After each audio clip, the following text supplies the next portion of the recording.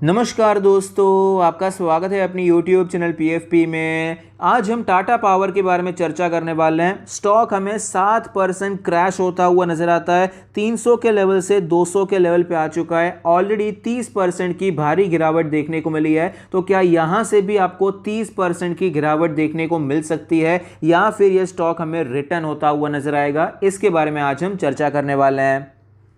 सबसे पहले फंडामेंटल्स के बारे में बात करते हैं। प्रोडक्ट वाइज रेवेन्यू ब्रेकअप के बारे में बात करें तो ट्रांसमिशन और डिस्ट्रीब्यूशन से 46% का रेवेन्यू आता है, जनरेशन से 37%, रिन्यूएबल से 16.2% और अदर से 0.7%। कैपेसिटी ब्रेकअप के बारे में बात करें, थर्मल कैपेसिटी 69%, सोलर 14%, विंड 7% और हाइड्रो भी 7%। लोकेशन वाइज ब्रेकअप के बारे में बात करें, इंडिया से 99.5% का रेवेन्यू आता है और रेस्ट ऑफ द वर्ल्ड से 0.5% का।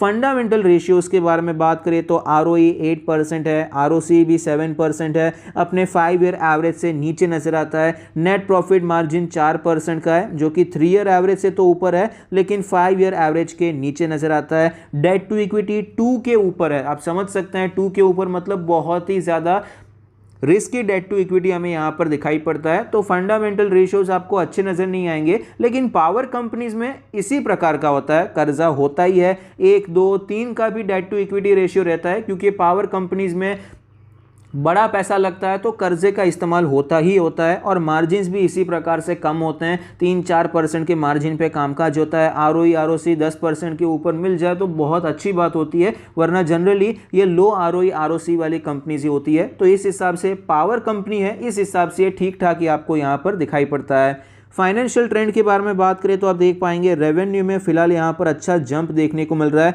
2-3 साल से 4-5 साल से रेवेन्यू नहीं बढ़ रहा था, लेकिन फिलहाल रेवेन्यू तो हमें बढ़ता हुआ नजर आया। और प्रॉफिटेबिलिटी के बारे में बात करें, प्रॉफिटेबिलिटी 2019 में जो यहाँ पर आया लगा था, अब तक हमें वो प्रॉफिटेबिलिटी दिखाई नहीं पड़ती है। भले ही रेवेन्यू में जंप होता हुआ नजर आया तो मार्जिन में ये डिफरेंस देखने को मिला है, इसीलिए अब तक प्रॉफिटेबिलिटी ऊपर नहीं आ पाई है। लेकिन 2 साल से जो प्रॉफिटेबिलिटी 1000 करोड़ के आसपास थी वो हमें ऊपर जाती हुई नजर आई, 1700 करोड़ के आसपास जाती हुई नजर आती है। तो ओके आपको फाइनेंशियल ट्रेंड दिखाई पड़ता है। शेयर होल्डिंग पैटर्न के बारे में बात करें, टोटल प्रमोटर होल्डिंग 46.86% है, जिसमें से 0.66% प्लेज है। Mutual fund 5%, other DIA 11%, FII 11%, retail and other category 26% के आसपास है, जिसमें से रिटेल इन्वेस्टर्स 25% के आसपास हैं। तो शेयर होल्डिंग पैटर्न खराब नहीं है, लेकिन बहुत अच्छा भी नजर नहीं आता है, क्योंकि एक तो प्रमोटर के पास 50% से कम इक्विटी है, उसमें भी थोड़ा बहुत प्लेज नजर आता है।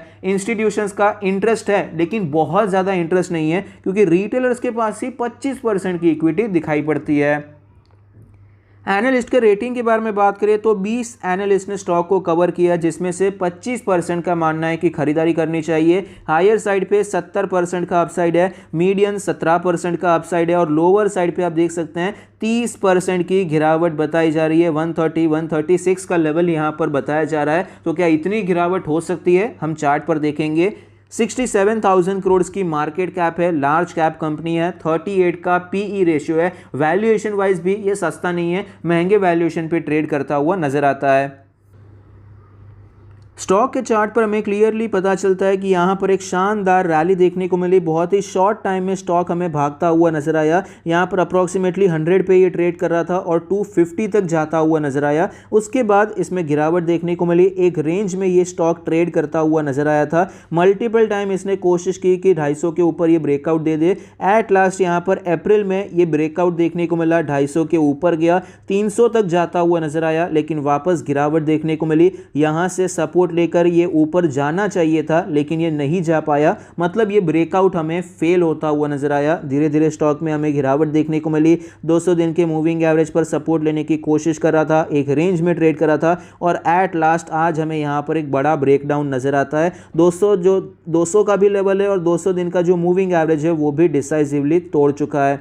डेली RSI 25 का लेवल है, मोमेंटम नीचे के साइड पे है। एक अच्छी बात यह है कि वॉल्यूम्स यहाँ पर कोई बहुत बड़े देखने को नहीं मिले हैं, इतनी गिरावट हुई है उस हिसाब से बड़े वॉल्यूम में सेलिंग नहीं हुई है। वीकली चार्ट के बारे में बात करें तो वीकली चार्ट पर आप देख पाएंगे फिलहाल स्टॉक में वीकनेस है और उसमें कोई डाउट नहीं है, क्योंकि ये स्टॉक 20 वीक्स के मूविंग एवरेज पे सपोर्ट लेकर ऊपर जाता था और फिलहाल 20 वीक्स के मूविंग एवरेज पर रेजिस्टेंस लेकर हमें नीचे आता हुआ नजर आता है। वीकली RSI 39 का लेवल है, यहां पर भी मोमेंटम नीचे के साइड का है। मंथली चार्ट के बारे में बात करें तो आप देख पाएंगे मंथली चार्ट पर हमें नजर आता है 2008 में जो लेवल देखने को मिला था वो लेवल हमें फिलहाल देखने को मिला है। तो आप समझ सकते हैं टाटा पावर में जो इन्वेस्टर्स फंसे हुए रहेंगे उनको कितना ज़्यादा पेन देखने को मिला है। जो यहाँ पर इन्वेस्ट किया है उनके लिए काफ़ी ईजी था, लेकिन किसी ने यहाँ पर इन्वेस्ट किया रहेगा तो लंबे समय तक कोई रिटर्न्स देखने को नहीं मिले और बाद में ये स्टॉक जब भागता हुआ नजर आया तो वन साइडेड मूवमेंट देखने को मिला। ये ऑल टाइम हाई का ब्रेकआउट भी होता हुआ नजर आया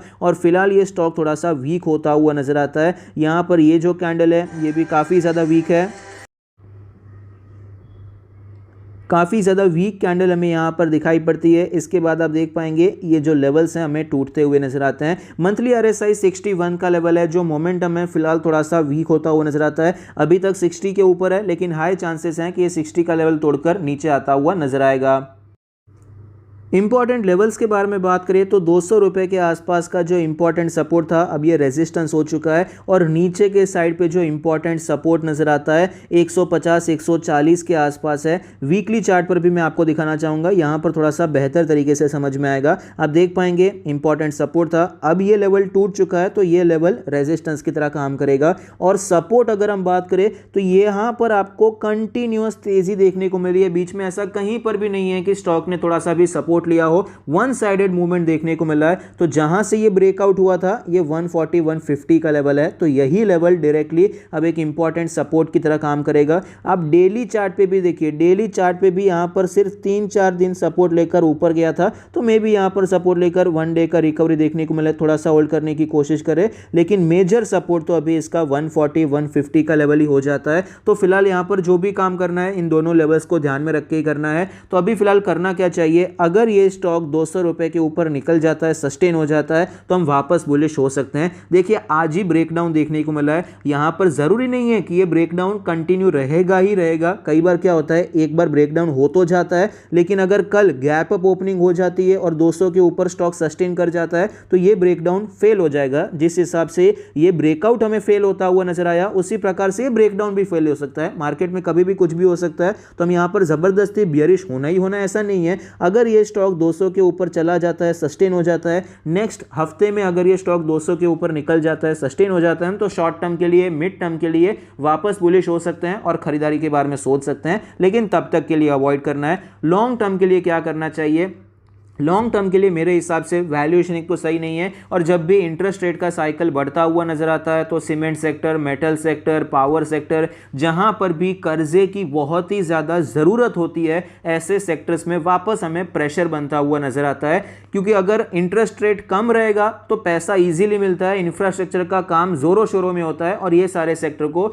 अच्छा डिमांड में बढ़ जाता है। लेकिन फिलहाल अभी इंटरेस्ट रेट बढ़ रहे हैं, पैसा उठाना मुश्किल हो जाता है, महंगा हो जाता है, तो इंफ्रा का काम भी थोड़ा बहुत कम हो जाता है। इसलिए सारे सेक्टर्स में हमें फिलहाल गिरावट देखने को मिल रही है। तो जिस हिसाब से स्टॉक में दिखाई पड़ता है, मेरे हिसाब से तो 140-150 पर आता है, वहां पर किस प्रकार से प्राइस एक्शन बनाता है, स्ट्रेंथ आती है, तो वहां पर हम खरीदारी के बारे में सोच सकते हैं। अभी के लिए तो अवॉइड करना चाहिए, प्रोवाइडेड कि 200 के ऊपर सस्टेन हो जाता है तो वापस छोटे स्टॉप लॉस के साथ यहां पर काम करने के बारे में सोचा जा सकता है, लेकिन अभी के लिए तो क्लियर कट अवॉइड करना चाहिए। अगर आपने कोई पोजीशंस बनाकर भी रखी हैं तो भी आपको एग्जिट की प्लानिंग करनी चाहिए। आई एम श्योर आपका स्टॉप लॉस हिट हो गया होगा, नहीं भी हुआ तो भी मेरे हिसाब से आपको एग्जिट की प्लानिंग करनी चाहिए, क्योंकि जिस हिसाब से एक बड़े कंसोलिडेशन के बाद हमें ये ब्रेकडाउन दिखाई पड़ता है, उसमें भी एक तो हमें ब्रेकआउट फेलियर देखने को मिला। एक ब्रेकआउट फेल हुआ मतलब ये पहला कंफर्मेशन था कि अभी स्टॉक में जो स्ट्रेंथ चल रही थी वो खत्म होती हुई नजर आती है, और ये ब्रेकडाउन हो गया। यहां पर दूसरा कंफर्मेशन है कि स्टॉक में वीकनेस हमें बढ़ती हुई नजर आ सकती है। पॉजिटिव्स के बारे में बात करें तो कंपनी के फंडामेंटल्स ओवरऑल अच्छे हैं। फंडामेंटल रेशियोज़ की मैं बात नहीं कर रहा, अगर आप दूसरे किसी कंपनी से कंपेयर करेंगे तो उस हिसाब से अच्छा नहीं लगेगा, लेकिन एज अ पावर कंपनी आप देखेंगे तो इस हिसाब से काम अच्छा चल रहा है, फ्यूचर के प्लान्स भी अच्छे हैं, ग्रोथ भी हमें डिसेंट देखने को मिली है। अब तक तो कोई पिछले 4-5 सालों में बहुत अच्छा फाइनेंशियल ट्रेंड नहीं रहा है, लेकिन फ्यूचर एक्सपेक्टेशन एटलीस्ट अच्छी है। शेयर होल्डिंग पैटर्न हमें डिसेंट नजर आता है। नेगेटिव्स में टेक्निकल्स वीक हैं, FII-DII का स्टेक कम हो रहा है, रिटेलर्स का स्टेक कंटिन्यूसली बढ़ता जा रहा है, 0.66% प्रमोटर की होल्डिंग प्लेज नजर आती है। Most of the analyst bearish है और वैल्यूएशन भी हमें प्रीमियम नजर आता है। और जो एनालिस्ट ने 136 का टारगेट बताया था, हमने चार्ट पर भी देखा 140 के आसपास का सपोर्ट है, तो वो मेरे हिसाब से कोई बड़ी बात नहीं है। 25-30% की गिरावट हो सकती है अगर ये ब्रेकडाउन हमें कंफर्म होता हुआ नजर आता है। तो ऐसी सिचुएशन में करना क्या चाहिए? शॉर्ट टर्म मिड टर्म के लिए वीक है, अवॉइड करना चाहिए। लॉन्ग टर्म के लिए खरीद सकते हैं, लेकिन अभी नहीं खरीदना चाहिए, अभी वेट एंड वॉच करना चाहिए। कंपनी अच्छी है, ये पर्सपेक्टिव से खरीदारी कर सकते हैं, लेकिन अभी नहीं करना है, अभी वेट एंड वॉच मेरे हिसाब से करना चाहिए। आई होप आपको ये वीडियो पसंद आता है, आपके इन्वेस्टमेंट और ट्रेडिंग डिसीजन में आपको ये मदद करता है। Thank you, stay happy, happy investing.